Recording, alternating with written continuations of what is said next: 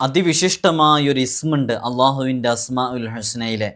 ഈ ഇസ്മ ദിനം പ്രതി 300 തവണ ളുഹാ നിസ്കാരത്തിന് ശേഷം ചൊല്ലിയിട്ട് അള്ളാഹുവിനോട് ദുആ ചെയ്താൽ അവൻ്റെ ഏത് ആഗ്രഹങ്ങളും പൂർത്തീകരിക്കാൻ കാരണമാകുമെന്ന് മഹത്തുക്കൾ വിശദീകരിക്കുന്നുണ്ട്.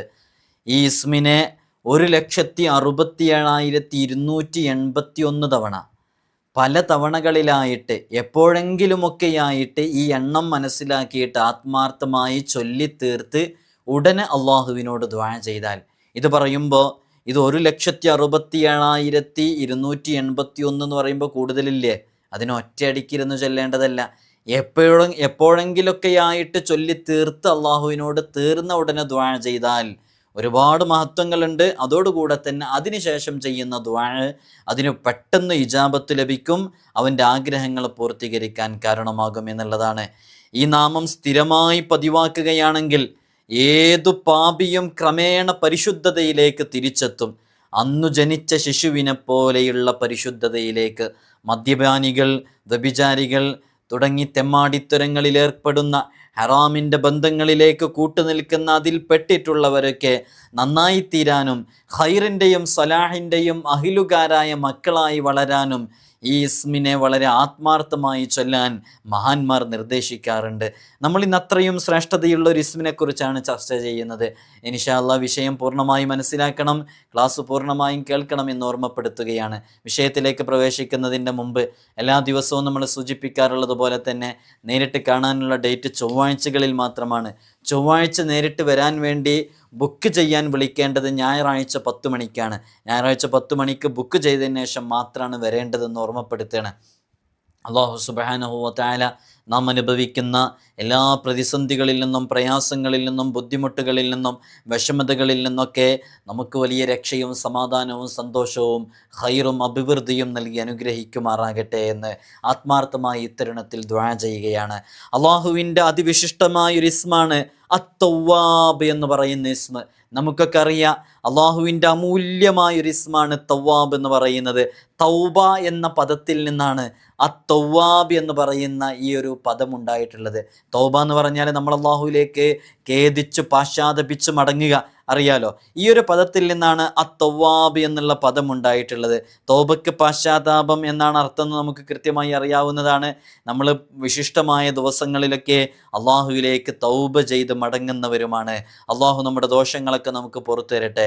അപ്പോൾ തവ്വാബ് എന്ന പദത്തിൻ്റെ അർത്ഥം അങ്ങേയറ്റം പാശ്ചാത്താപം സ്വീകരിക്കുന്നവൻ, തൗബ സ്വീകരിക്കുന്നവൻ എന്നാണ് അതിൻ്റെ അർത്ഥം.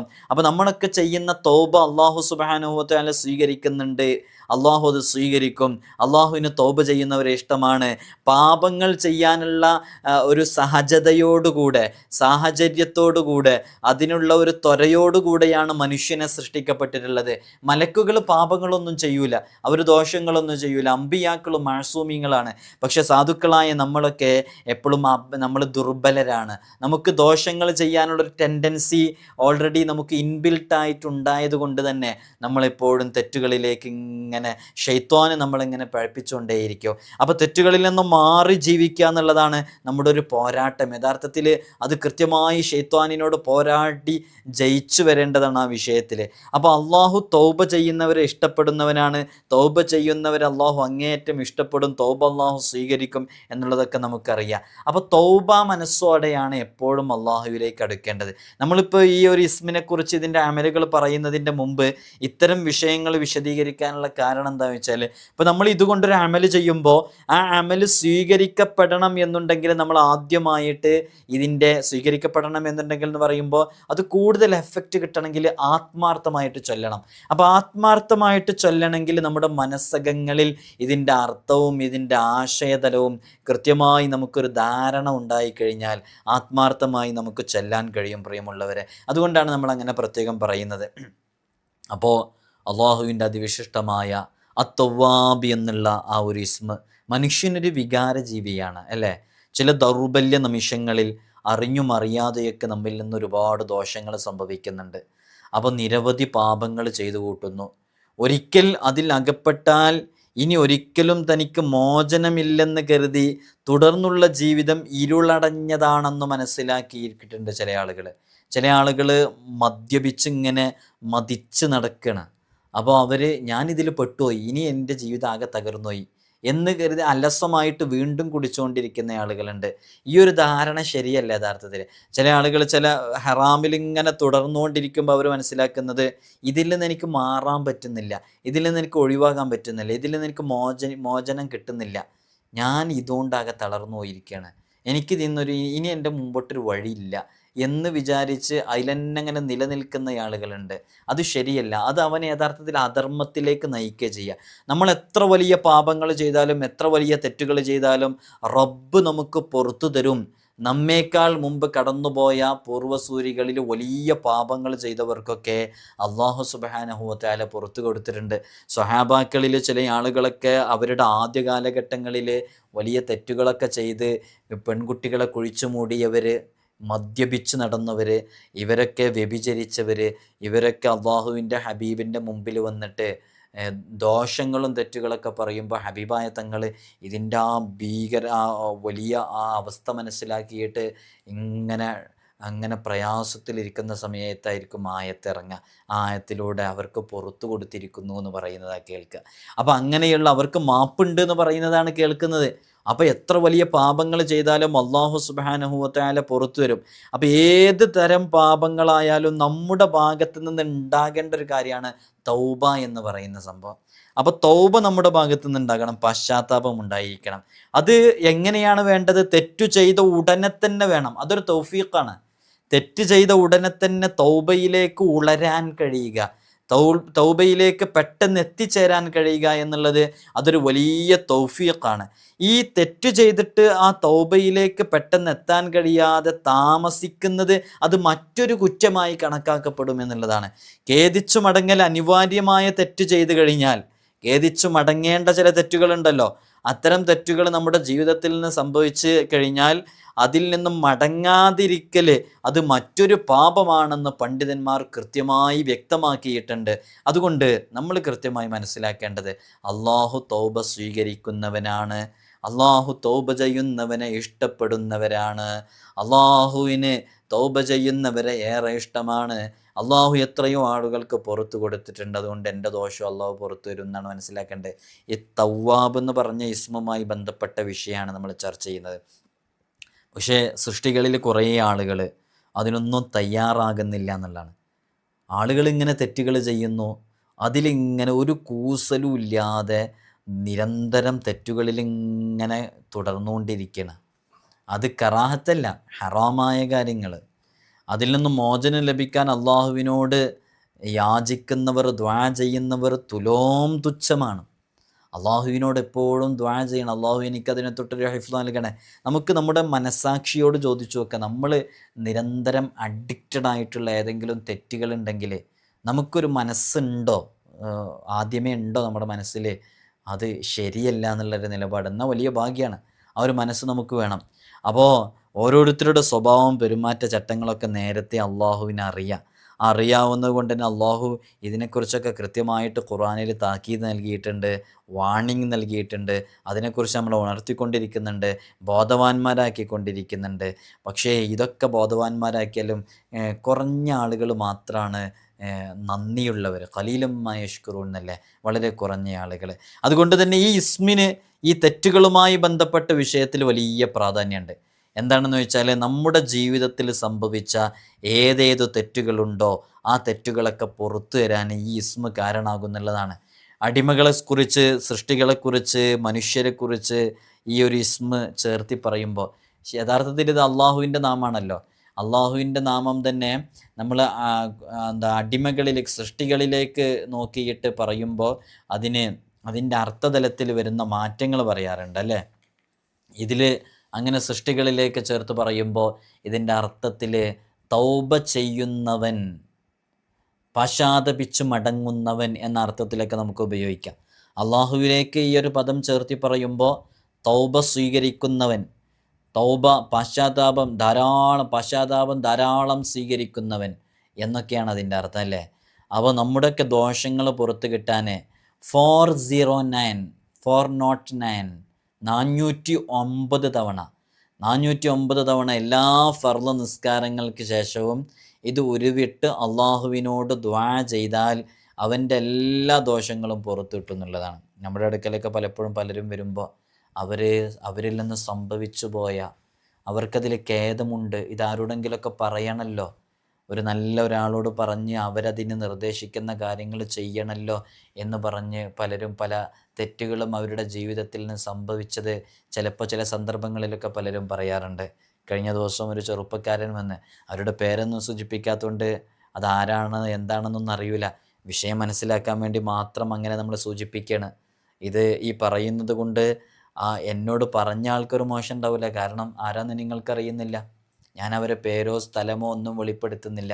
നമ്മുടെ മുമ്പിൽ ഇവിടെ വന്ന ഒരു കേസിൽ ഒരാൾ അയാളുടെ വിഷയങ്ങൾ പറഞ്ഞു, അതിനുള്ള പരിഹാരം പറഞ്ഞു കൊടുത്തു. പിന്നീട് അയാൾ പറയുന്നത്, ഉസ്താദിൻ്റെ ജീവിതത്തിൽ എനിക്ക് വലിയൊരു തെറ്റ് സംഭവിച്ചിട്ടുണ്ട്. ഞാൻ ചോദിച്ചു, അപ്പോൾ അയാളുടെ കണ്ണുകൾ ഇങ്ങനെ നിറയുന്നുണ്ട്. അപ്പം തന്നെ ഞാൻ അയാളുടെ മനസ്സ് കണ്ട്, കാരണം അയാൾ അത്രയും നല്ല ശുദ്ധ മനസ്സുള്ള ഒരു സിൻസിയറായിട്ടുള്ള ആളാണെന്ന് മനസ്സിലായി. കാരണം അയാൾ ഒരു വിഷയം പറയാൻ വേണ്ടി വന്നതാണ്. ആ വിഷയം പറഞ്ഞ് അതിന് നല്ലൊരു സൊല്യൂഷൻ പറഞ്ഞു കൊടുത്ത് പിന്നെ അയാൾ ഇറങ്ങുന്ന സമയത്ത് അയാൾ ഇങ്ങനെ ജസ്റ്റ് കണ്ണിന്ന് വെള്ളം ഒലിക്കല്ല, അയാൾ മനസ്സ് പൊട്ടിയിട്ട് അയാൾ സംസാരിക്കുകയാണ്. ഒരു ചെറുപ്പക്കാരൻ, അയാൾക്ക് ഭാര്യയുണ്ട്, മക്കളുണ്ട്, ഒക്കെ ഉണ്ട്. അയാൾ പറഞ്ഞത്, എൻ്റെ ജീവിതത്തിൽ ഉസ്താദെ ഞാൻ ഒരു വലിയ തെറ്റ് ചെയ്തിട്ടുണ്ട്, ഞാൻ പിന്നെ ആ തെറ്റിലേക്ക് പോയിട്ടില്ല, ഞാൻ ധാരാളം തൗബ ചെയ്തിട്ടുണ്ട് അതിന് വേണ്ടിയിട്ട്.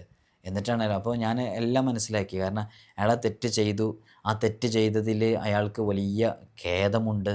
ആ ഖേദമുണ്ടെന്ന് മാത്രമല്ല, അയാൾ അപ്പം തന്നെ തൗബയും ചെയ്തിട്ടുണ്ട്, ഒരുപാട് നല്ല കാര്യങ്ങൾ അതുമായി ബന്ധപ്പെട്ട് ചെയ്തിട്ടുണ്ട്. എന്നിട്ട് ഇപ്പോഴും അയാൾക്ക് തൗബ ചെയ്തിട്ടും അയാൾക്ക് ഇപ്പോഴും അതിൽ ഖേദമുണ്ട്. സംഭവം വർഷങ്ങൾക്ക് മുമ്പ് നടന്നൊരു തെറ്റാണ്. പക്ഷെ വർഷങ്ങൾക്ക് മുമ്പ് നടന്ന തെറ്റായിട്ടും അയാൾ ഇന്നലെ നടന്നതുപോലെയാണ് അതിനെക്കുറിച്ച് വിശദീകരിക്കുന്നതും അയാൾ വിങ്ങിപ്പൊട്ടി കരഞ്ഞ് സംസാരിക്കുന്നതും. അപ്പം അല്ലെങ്കിൽ എൻ്റെ മുമ്പിലൊക്കെ വന്നിട്ട് അത് അദ്ദേഹത്തിന് പറയണം എന്നുണ്ടെങ്കിൽ അത്രമേൽ അയാളെ മസ്തിഷ്കത്തിന് അത് മർദ്ദിച്ചു കൊണ്ടിരിക്കുന്നുണ്ടെന്നുള്ളതാണ്. ആ ഒരു സംഭവം അയാളുടെ ജീവിതത്തിൽ സംഭവിച്ചതിൻ്റെ പേരിൽ ഖേദമുണ്ട് എന്നുള്ളതാണ്. അയാൾക്ക് അതൊരു വല്ലാത്തൊരു ഒരു ഓർക്കാൻ പറ്റാത്ത ഒരു സംഭവമായിട്ട് അത് അവിടെ നിൽക്കുന്നുണ്ടെന്ന്. എന്നാൽ അത് വലിയ ഭാഗ്യമാണ്. എന്നാൽ ചില ആളുകൾ അങ്ങനെയല്ല, തെറ്റുകൾ മനുഷ്യനിൽ നിന്ന് സംഭവിക്കും, സ്വാഭാവികമാണ്. സംഭവിക്കുമ്പോൾ ഒരു കൂസലുമില്ലാതെ നടക്കുന്ന ആളുകളുണ്ട്. അത്തരം ആളുകൾ വളരെയധികം ഭാഗ്യം കെട്ടവരാണ്, തൗഫീഖില്ലാത്തവരാണ്. അപ്പോൾ നമ്മുടെ ദോഷങ്ങൾ പുറത്തു കിട്ടാൻ അള്ളാഹുവിനോട് ആത്മാർത്ഥമായി ദുആ ചെയ്യാനും വളരെ ആത്മാർത്ഥമായി ദുആ ചെയ്യാൻ പറ്റുന്നൊരു ഇസ്മാണിത്.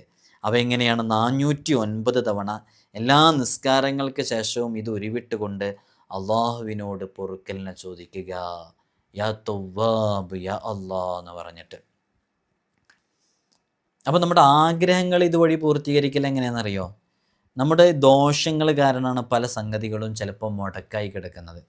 നമ്മൾ സ്ഥിരമായിട്ട് ചെയ്തുകൊണ്ടിരിക്കുന്ന ചില തെറ്റുകൾ കാരണമായിട്ട്, നമ്മൾ സ്ഥിരമായിട്ട് ചെയ്തുകൊണ്ടിരിക്കുന്ന ചില പ്രവർത്തനങ്ങൾ കാരണമായിട്ടാണ് പലപ്പോഴും പല കാര്യങ്ങളും മുടക്കായി കിടക്കുന്നത്. അപ്പോൾ നമ്മൾ ഈ ഒരു തവ്വാബ് എന്ന് പറഞ്ഞ ഇസ്മുമായി ബന്ധപ്പെടുമ്പോൾ നമ്മുടെ ദോഷങ്ങൾ ഓരോന്നും ഘട്ടമായിട്ട് ഇങ്ങനെ പുറത്തു കിട്ടും. അങ്ങനെ പുറത്തു കിട്ടുമ്പോൾ അതിലൂടെ നമ്മുടെ ആഗ്രഹങ്ങൾ, നമ്മുടെ മനസ്സകങ്ങളിൽ നേറിക്കിടക്കുന്ന ആഗ്രഹങ്ങൾ പൂർത്തീകരിച്ച് കിട്ടാൻ കാരണമാകുമെന്നുള്ളതാണ്. ഒരാൾ 1,67,281 തവണ ഈ ഇസ്മിനെ യാ തവ്വാബ് യാ അല്ലാ 167281 1,67,281 തവണ ഇത് പല സമയങ്ങളിലായി ചൊല്ലിയിട്ട് അള്ളാഹുവിനോട് ദുആ ചെയ്താൽ, അപ്പോൾ അത് റിസ്ക് ഉള്ള പരിപാടിയല്ല. കാരണം ഏതെങ്കിലും ഒരു ദിവസം ഇരുന്ന് ചൊല്ലാനല്ല പറയുന്നത്. പല സന്ദർഭങ്ങളിലായിട്ട് കുറച്ച് ചൊല്ലിയിട്ട് അതെവിടെയെങ്കിലും എഴുതി വെക്കുക, അത് ആഡ് ചെയ്യുക, കൂട്ടിയിട്ട് ഒരു ആൻസർ എഴുതി വെക്കുക, വീണ്ടും ആഡ് ചെയ്യുക, അങ്ങനെ കൂട്ടി 16,7,281 തവണ 1,67,281 തവണ 16 ലക്ഷം എന്നാണ് പറഞ്ഞു, മാറിപ്പോയതായിട്ട് 1,67,281 തവണ വളരെ ആത്മാർത്ഥമായിട്ട് ചൊല്ലിയിട്ട് അള്ളാഹുവിനോട് ദുആ ചെയ്ത് കഴിഞ്ഞാൽ അവൻ്റെ എല്ലാ ദോഷങ്ങളും, ചെറുതും വലുതുമായ, രഹസ്യവും പരസ്യവുമായ, ആരുമറിയാതെ ചെയ്ത എല്ലാ പാപങ്ങളും പുറത്തിട്ട് ഓരോ ഇസ്മു വിളിക്കുമ്പോഴും അവൻ്റെ മനസ്സിൻ്റെ ഉള്ളിൽ അത് വേണം. അങ്ങനെ ആത്മാർത്ഥമായി വിളിച്ച് അള്ളാഹുവിനോട് മനമുരുകി ദുആ ചെയ്യുക. അപ്പോൾ അള്ളാഹു അവൻ്റെ ദോഷങ്ങൾ പുറത്തു വരും. മനുഷ്യരുമായി ബന്ധപ്പെട്ട ഏതെങ്കിലും ദോഷങ്ങളുണ്ടെങ്കിൽ, ഇപ്പോൾ ഒരാളെന്തെങ്കിലും അയാളുമായി ബന്ധപ്പെട്ട വല്ല വിഷയങ്ങളാണെങ്കിൽ അയാളോട് ജസ്റ്റ് ആ വിഷയം പൊരുത്തപ്പെടിക്കണം കേട്ടോ. മനുഷ്യരുമായി ബന്ധപ്പെട്ട ഹക്കിടപാടുകളൊക്കെ അത് അവരുമായിട്ട് തീർത്ത് കഴിഞ്ഞിട്ടാണ് അള്ളാഹുവിൻ്റെ ഒക്കെ അതിൽ നിന്നൊരു അഫു ഉണ്ടാവുക. അത് വളരെ ഗൗരവത്തിൽ ശ്രദ്ധിക്കേണ്ട ഒരു വിഷയമാണ്. അപ്പോൾ ഏതു വലിയ പാപവും പൊറുക്കുമെന്ന് മഹാന്മാർ പഠിപ്പിച്ചിട്ടുണ്ട്. അപ്പോൾ വളരെ ആത്മാർത്ഥമായിട്ട് നമുക്ക് ചെയ്യാൻ പറ്റുന്നൊരു അമലും കൂടെ അല്ലത്. ഏത് വലിയ പാപങ്ങളും പുറത്തിട്ടെന്ന് പറഞ്ഞാൽ ഇങ്ങനെയൊക്കെ ടെൻഷൻ അടിക്കുന്ന പലപ്പോഴും പലരെയും ചതിച്ചുകൊണ്ട് വഞ്ചിച്ചുകൊണ്ട് അറിയാതെ ചെയ്ത എത്രയോ പാപങ്ങളുണ്ട്. അതൊക്കെ അള്ളാഹു പുറത്തു തരാൻ ഇതൊരു കാരണമാകുമ്പോൾ അള്ളാഹു നമുക്ക് നൽകുന്ന വലിയ ഭാഗ്യമല്ലേ. അള്ളാഹു നമുക്ക് തൗഫീഖ് നൽകി അനുഗ്രഹിക്കുമാറാകട്ടെ. അള്ളാഹു നമുക്ക് ഇജാബത്ത് നൽകി അനുഗ്രഹിക്കുമാറാകട്ടെ. അപ്പോൾ മനുഷ്യരുമായി ബന്ധപ്പെട്ടതൊക്കെ അങ്ങനെ തീർത്ത് ഇത് വളരെ നന്നായിട്ട് ചൊല്ലുക. മഹാപാപികൾ, വലിയ വലിയ തെറ്റുകൾ ചെയ്തവർ, ഇനി ഒരിക്കലും വെളിച്ചം കാണൂല എന്ന് കരുതുന്ന ആളുകൾ, അത്തരം ആളുകൾക്കൊക്കെ ഇത് ദിനം പ്രതി 300 തവണ ളുഹാ നിസ്കാരത്തിന് ശേഷം പതിവാക്കി ഉരുവിട്ട് കഴിഞ്ഞ് അള്ളാഹുവിനോട് ദുആ ചെയ്താൽ അവൻ്റെ ദോഷങ്ങൾ പുറത്ത് കിട്ടുകയും ചെയ്യും, അവൻ്റെ ആഗ്രഹങ്ങൾ പൂർത്തീകരിച്ച് കിട്ടുകയും ചെയ്യും. എന്നിട്ട് അള്ളാഹുവിനോട് ആത്മാർത്ഥമായി ദുആ ചെയ്യുക. അങ്ങനെയാണല്ലോ മഴയില്ലാത്ത പരാതി നാട്ടിലാകെ വന്നപ്പോൾ ആളുകളൊക്കെ മഹാന്മാരുടെ അടുക്കൽ വന്ന് പറയുമ്പോൾ അവരെന്താ പറയൽ? റബ്ബിനോട് ഇസ്തിഗ്ഫാർ ചെയ്യാൻ വേണ്ടി പറയും. ഇസ്തിഗ്ഫാർ കാരണമായിട്ടാണ് പല അനുഗ്രഹങ്ങളും മുടങ്ങിക്കിടക്കുന്നത്. അള്ളാഹുവിൻ്റെ ജലധാരയുടെ കവാടം തുറന്നു കിട്ടണമെങ്കിൽ ഇസ്തിഗ്ഫാറിനെ വർദ്ധിപ്പിക്കാൻ വേണ്ടി പറയും. അപ്പോൾ ഇസ്തിഗ്ഫാറിനെ വർദ്ധിപ്പിക്കുമ്പോൾ അതിന് വലിയ വിശാലത ലഭിക്കും, നിഅമത്ത് ലഭിക്കും, അനുഗ്രഹങ്ങൾ പേമാരിയായി പെയ്തിറങ്ങും. അങ്ങനെയാണ് അതിന് ചെയ്യേണ്ടത്. അള്ളാഹു നമുക്ക് അവൻ്റെ അനുഗ്രഹങ്ങളൊക്കെ ചൊരിഞ്ഞിരട്ടെ. ആത്മാർത്ഥമായി അള്ളാഹുവിനോട് ദുആ ചെയ്യാം. എല്ലാ ദിവസവും രാത്രിയും പകലൊക്കെ പതിവായി ഉരുവിടേണ്ട ഒരു ദിക്റും കൂടെയാണ് യാ തവ്വാബ് യാ അല്ലാഹ് എന്നുള്ളത്. കാരണം നമ്മുടെ ജീവിതത്തിൽ ഒരു ദിവസം എത്ര പാപങ്ങളാണ് പ്രിയമുള്ളവരെ സംഭവിച്ചു പോകുന്നത്. ആ പാപങ്ങളൊക്കെ പുറത്ത് കിട്ടാൻ അള്ളാഹുവിനോട് എപ്പോഴും ആത്മാർത്ഥമായി ദുആ ചെയ്യണം. അതിന് ഇസ്മ നന്നായിട്ട് ചൊല്ലിക്കൊണ്ടിരിക്കുക. അപ്പോൾ അള്ളാഹു സുബ്ഹാനഹു വ തആല നമ്മുടെ ദോഷങ്ങൾ പുറത്തു തരും. ഇത് പതിവാക്കുന്നത് ഫലിക്കുമ്പോൾ അത്ഭുതങ്ങൾ അവൻ്റെ ജീവിതത്തിൽ കാണാൻ സാധിക്കും.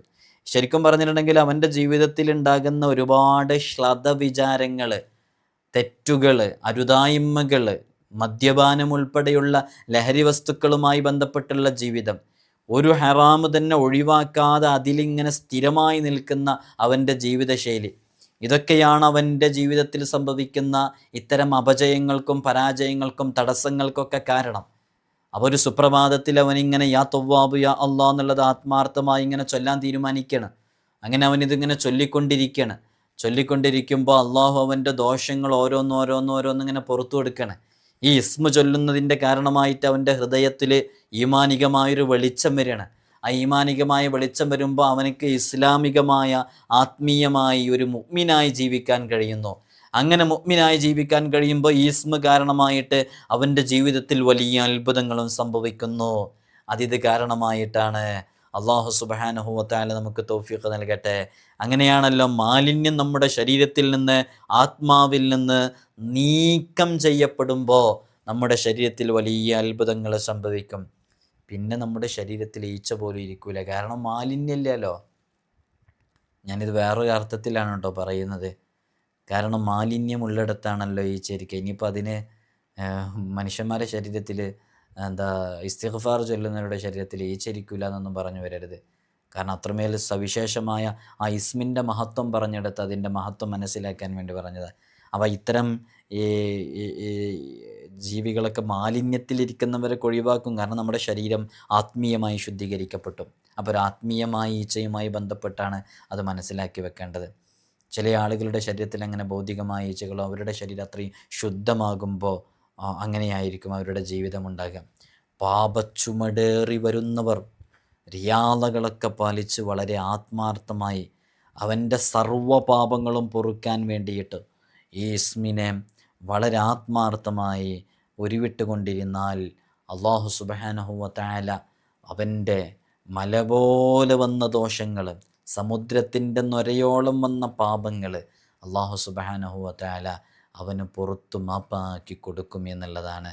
അള്ളാഹു സുബ്ഹാനഹു വ തആല നമുക്ക് ഈ ഇസ്മ പതിവാക്കാനും ഇതുമായി ബന്ധപ്പെടാനും ഇതിൻ്റെ എല്ലാ ഗുണങ്ങളും നേടിയെടുക്കാനുമുള്ള തൗഫീഖ് നൽകട്ടെ. ഈ നാമം പതിവാക്കി കഴിഞ്ഞാൽ ഏതു പാപിയും ക്രമേണ പരിശുദ്ധതയിലേക്ക് തിരിച്ചെത്തും. അന്നു ജനിച്ച ശിശുവിനെ പോലെ ആ ഒരു പരിശുദ്ധതയിലേക്ക് അവൻ തിരിച്ചെത്തും എന്നുള്ളതാണ്. മദ്യപാനികൾ, വ്യഭിചാരികൾ തുടങ്ങി ലഹരിയുമായി ബന്ധപ്പെട്ട് ജീവിക്കുന്നവർ, അവിഹിത ബന്ധങ്ങളിൽ ഏർപ്പെട്ടുകൊണ്ടിരിക്കുന്നവർ, അത് നമ്മുടെ മക്കളാവട്ടെ, നമ്മുടെ ഭാര്യയാവട്ടെ, ഭർത്താവട്ടെ, കുടുംബത്തിലുള്ളവരാരാവട്ടെ, അവരൊക്കെ നന്നായി തീരാൻ വേണ്ടിയിട്ട് ഈ ഇസ്മിനെ അവർക്ക് വേണ്ടി നിങ്ങളോ അല്ലെങ്കിൽ ആരാണോ ഇതുമായി ബന്ധപ്പെടുന്നത് അവരെന്തു നീയത്താണോ വെക്കുന്നത്, ഈ ആവശ്യങ്ങളത് കാരണമായിട്ട് പൂർത്തീകരിക്കപ്പെടാൻ കാരണമാകുമെന്ന് സ്വാലിഹീങ്ങൾ പഠിപ്പിക്കുന്നുണ്ട്. അതുകൊണ്ട് വളരെ ആത്മാർത്ഥമായിട്ട് ഈ ഇസ്മ നന്നാകാനുള്ള മക്കളെ ഉദ്ദേശിച്ച് ചൊല്ലാവുന്നതാണ്. അവർക്കൊരു ഗ്ലാസ് വെള്ളമെടുത്ത് യാ തവ്വാബ് യാ അള്ളാ എന്ന് പറയുന്ന ഇസ്മ ഈ ഒരു നീയത്തോടുകൂടെ ഒരു പ്രത്യേകമായി ഇതിൻ്റെ അതത് നമ്മൾ പറയും. ആ അതതനുസരിച്ചോ അല്ലെങ്കിൽ നിങ്ങൾക്ക് ഏതെങ്കിലും ഒരു ഉസ്താദിൻ്റെ അടുത്ത് നിന്ന് കിട്ടുന്ന ഒരു കൃത്യമായ അതതനുസരിച്ചോ നല്ലൊരു അതതനുസരിച്ച് ഇൻഷാ അള്ളാ അത് ചൊല്ലിയിട്ട് പ്രത്യേകം അവർക്ക് കൊടുത്താൽ ആ ഇസ്മിൻ്റെ ഫലം അവരുടെ ജീവിതത്തിൽ കാണാൻ സാധിക്കും. എത്രയോ ആളുകൾ പരാതി പറയുന്നതാണ്, ഉസ്താദ് എൻ്റെ മോന് തീരെ പറഞ്ഞു കേൾക്കുന്നില്ല, അവനോട് ആ ബന്ധം ഒഴിവാക്കാൻ വേണ്ടി പറയുമ്പോൾ അല്ലെങ്കിൽ ഓളോട് ആ ബന്ധം ഒഴിവാക്കാൻ വേണ്ടി പറയുമ്പോൾ അവളുടെ ധിക്കാരത്തിലുള്ള സ്വഭാവം അപ്പോഴാണ് കാണുന്നത്. അത് എന്താ ചെയ്യേണ്ടതെന്ന് ഞങ്ങൾക്കറിയാം, ഉമ്മാക്കൊന്നും അറിയാത്തതുകൊണ്ടാണ്, ഉപ്പാക്കൊന്നും അറിയാത്തതുകൊണ്ടാണ്, എനിക്ക് ഓളെ വേണം ഓളെ വേണം എന്നൊക്കെ പറഞ്ഞ് വാശി അടിക്കുന്ന, എന്നാൽ ഒരിക്കലും ആ ബന്ധം നിലനിന്ന് പോകാൻ പറ്റില്ല ഇസ്ലാമികമായിട്ട്, കാരണം അവരുടെ കാസ്റ്റ് വേറെയാണ്. ഇങ്ങനെയൊക്കെയുള്ള വിഷയങ്ങളിലൊക്കെ നമുക്ക് ചിലപ്പോൾ ഇത്തരം ചെറിയ അമലുകളെ കൊണ്ട് തന്നെ അത്ഭുതങ്ങൾ സൃഷ്ടിക്കാൻ സാധിക്കും.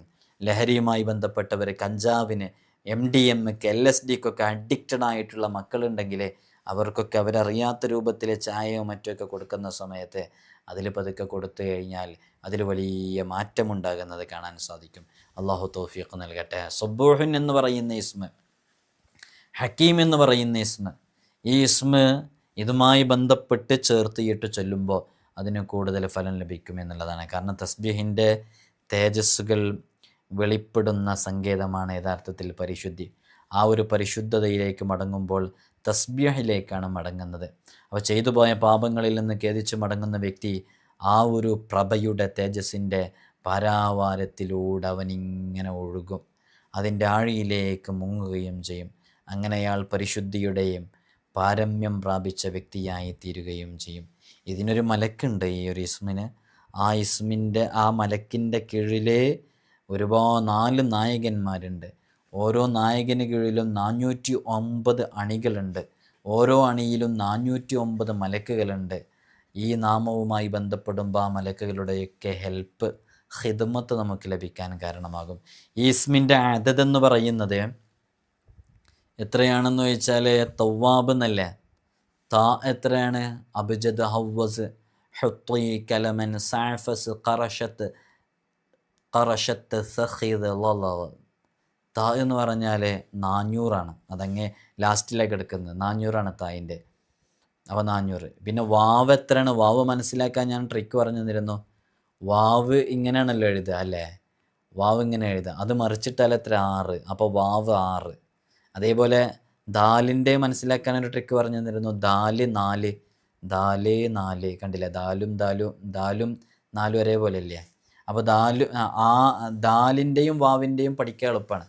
അപ്പോൾ തായിൻ്റെ 400 കിട്ടി, വാവിൻ്റെ 6 കിട്ടി. അലിഫിൻ്റെ എത്ര പഠിക്കേണ്ട ആവശ്യമില്ല, കാരണം അത് ഫസ്റ്റിലെടുക്കുന്നതാണ് 1 അല്ലേ.